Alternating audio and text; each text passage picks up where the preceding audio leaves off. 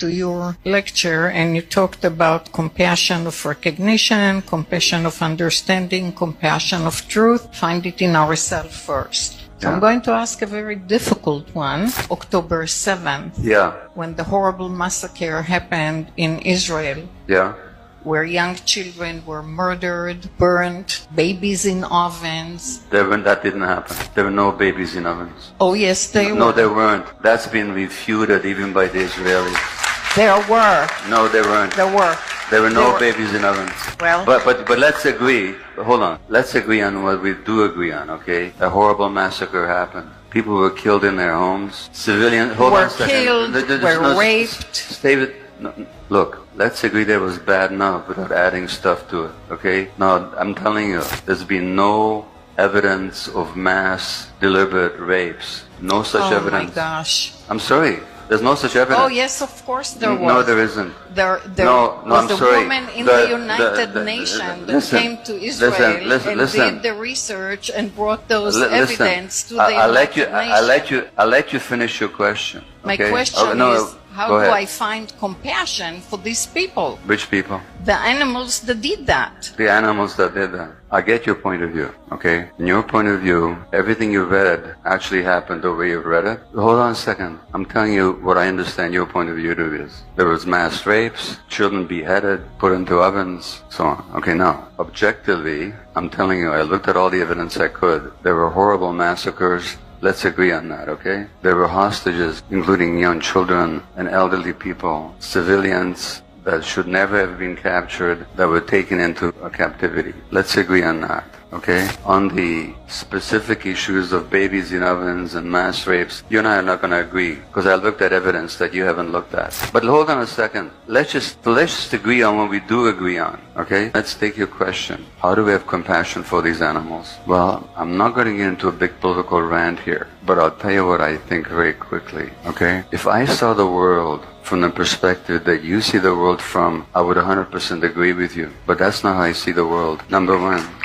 Number two, I've been to Palestine. 2.5 years ago, I went there to work with Palestinian women who've been tortured in Israeli jails, which has been documented by Israeli Physicians for Human Rights, by B'Tselem, the Israeli human rights organization, by United Nations and others. Nobody ever talks about the thousands of Palestinians. Did you know that 2 Palestinian doctors were tortured to death recently by Israel? Doctors tortured to death. Now my question to you is, and I'm not going to go into the history, this is not the place for it, but I have a different view of the history. I used to see it the way you do. I don't anymore. I'm not going to go into how I do see the history, because this is not the... Just let me finish. Honest to God, I'll give you the last word, I promise you. I do promise to give it, okay? History did not begin on October the 7th. And here's what I know. In Canada, 4 years ago, there was a poll, a national poll. Now, thousands of children died in those schools. People were tortured, raped, all kinds of stuff. Not even controversial. There was a poll in Canada. 70% of Canadians 4 years ago said they knew nothing or little about the residential schools. 70% of Canadians knew nothing or little about the residential schools. So what happened to Indigenous people? If you do a poll in the United States based on all the Hollywood movies that people have seen, until very few years ago and even now, most people will know nothing about what happened to the Indigenous people here. Nothing. The genocide,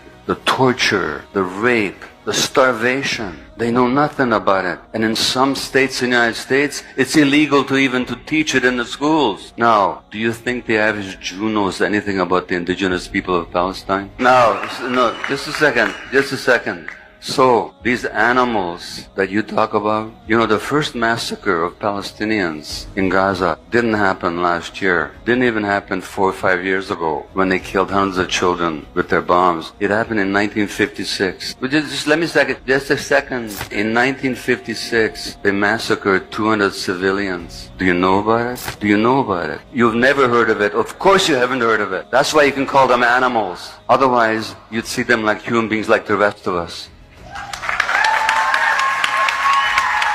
Anyway, I'm done. Go ahead. Yeah. So human beings can murder and rape and maim and cut breasts of women, that's okay?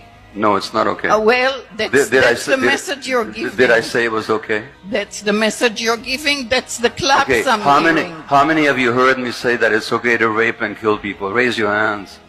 I will finish with one thing. By the way, there is a Nova. By the way, how do you feel about the rapes of Palestinian women by the Israeli army in 1948? That's a false. No, it's not. Yes, it is. No, it's not. Yes, it is. You know what? You want to believe me? Read the Israeli historians. Well, Yeah, we'll differ in our opinions. I lived it. No, I can give you. I lived it. I lived in Ashkelon. I can give you the names Let of the. me tell you one thing. In the United States, we teach kids. I'm sorry. You will let me finish.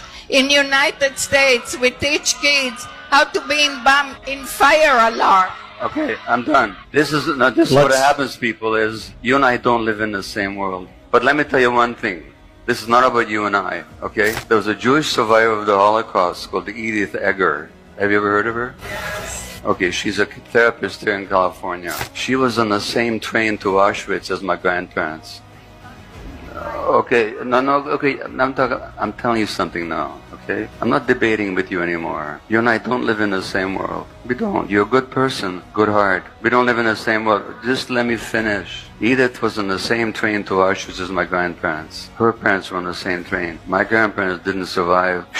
Her parents didn't survive either. She did. And at some point in her book called The Choice, which is worth reading, she goes back to Berghof, I think, which is Hitler's lair in the Bavarian Alps. And she goes back there to forgive Hitler, okay? And she says, not because it's okay what Hitler did, but because I didn't want to keep him imprisoned in my heart anymore. So I'm not here to preach forgiveness, but I'm telling you, that place where we call other people animals, if you want to live there, that's your choice. I don't want to live there. I want to understand people. I want to understand what happened to them. I want to know why they behave the way they behave. I'm not into justifying taking civilian hostages. I said that was unjustifiable. Why you didn't hear me, I don't know. I said there were massacres that shouldn't have happened. Why you didn't hear me, I don't know. You know why you didn't hear me? Because you live in a bubble, that's why. Anyway.